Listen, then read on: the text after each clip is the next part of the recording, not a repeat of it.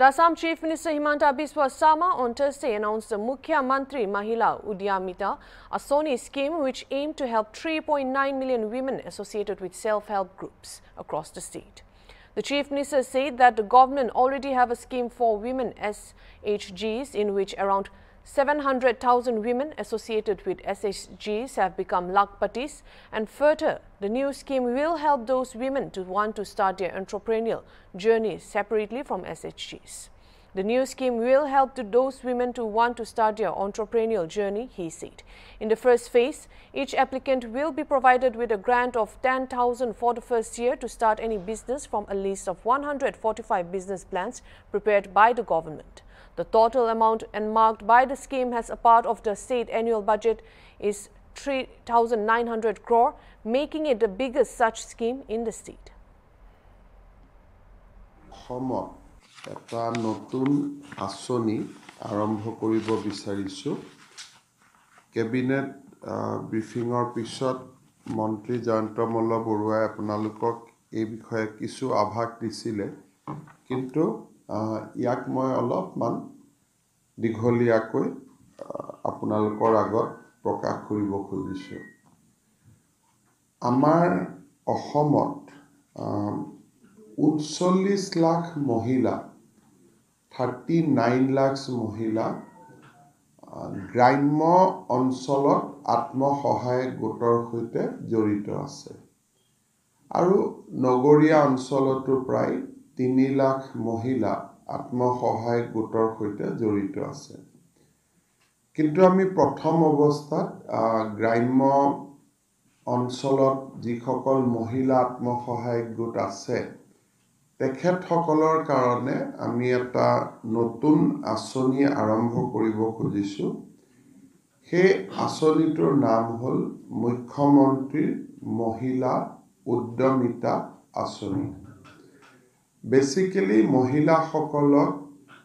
এন্টাৰপ্ৰেনিয়ৰ হিচাপে ডেভেলপ কৰাৰ বাবে ই আমাৰ এক প্ৰচেষ্টা প্ৰধানমন্ত্ৰী নৰেন্দ্ৰ মোদী ডাঙৰীয়াই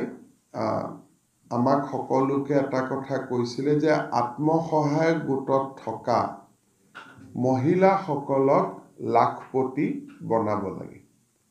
আৰু অসমত আমি এই কনসেপ্টটোকে লাখপতি বাইদেউ আমি নাম দিছিলো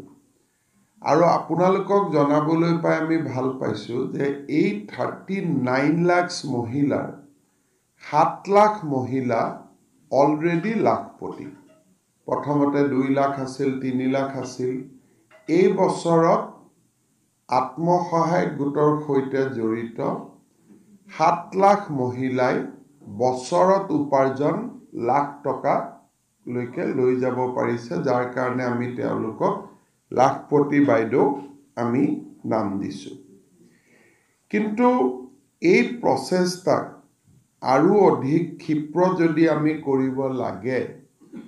তেতলে এটা কথা ৰাজ্য চৰকাৰে অনুভৱ কৰিছে যে আত্মসহায়ক গ্ৰুপ হিচাপে তেখেতসকলে বেংকৰ পৰা লোন লোৱা লোন ঘূৰাই দিয়া ব্যৱসায় কৰা এই যেটো গ্ৰুপটোৰ সাংগঠনিক শক্তি তাৰ লগত ব্যক্তিগত এটা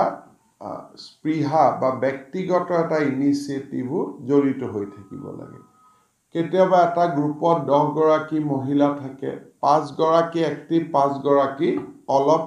কম এক্টিভ কিন্তু আমি যদি 10 গৰাকীকে ব্যক্তিগত পৰ্যায়টো যদি আমি সহায় কৰো তেলে গ্ৰুপ আৰু ইন্ডিভিজুৱেল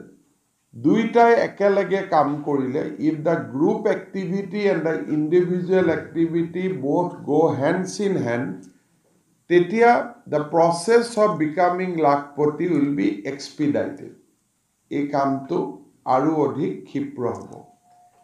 সেই দৃষ্টিভংগীৰ পৰা আমি মুখ্যমন্ত্ৰী মহিলা উদ্যমিতা আসনি আমি আৰম্ভ কৰিব